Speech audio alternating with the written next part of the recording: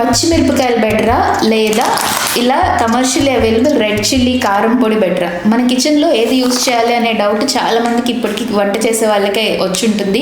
Definitely నన్ను అడిగితే పచ్చిమిరపకాయలే better. ఎందుకంటే పచ్చిమిరపకాయలో కారం కంటెంట్ అనేది చాలా తక్కువ ఉంటుంది, 30-40%, అండ్ ఈజీ ఫర్ డైజెషన్.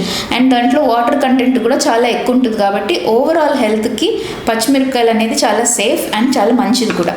వెరాజ్ ఈ రెడ్ చిల్లీ పౌడర్ అనేది పచ్చిమిరపకాయలు ఎప్పుడైతే ఇంకా డ్రై అయిపోయి లాస్ట్ స్టేజెస్లో రెడ్ చిల్లీ ఫామ్ అయినప్పుడు దాంట్లో ఉన్న వాటర్ కంటెంట్ అనేది అబ్జర్వ్ అయిపోతుంది. అండ్ రెడ్ చిల్లీలో అందుకే హై అమౌంట్ ఆఫ్ క్యాప్సిసిన్ అంటే కారం కంటెంట్ అనేది చాలా ఎక్కువ ఉంటుంది. దీనివల్ల గ్యాస్ట్రైటిస్ ఇలా వచ్చే అవకాశాలు ఉన్నాయి. ఇంకోటి ఏంటంటే మనం పచ్చిమిరపకాయలు వాడుతున్నప్పుడు యూజువలీ ఏ వెజిటేబుల్స్కైనా మినిమల్ అమౌంట్ ఆఫ్ పెస్టిసైడ్స్ అయితే ఎంత ఆర్గానిక్గా చేసినా పెస్టిసైడ్స్ యూసేజ్ అనేది ఇప్పుడు చాలా ఉంది.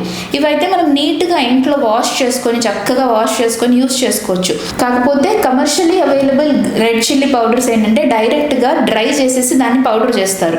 సో ఈ ప్రాసెస్లో ఎక్కడ మనం దాన్ని వాష్ చేయడం అనేది జరగదు. కాబట్టి పెస్టిసైడ్ కంటెంట్ కూడా ఉండే ఛాన్సెస్ ఉంటాయి.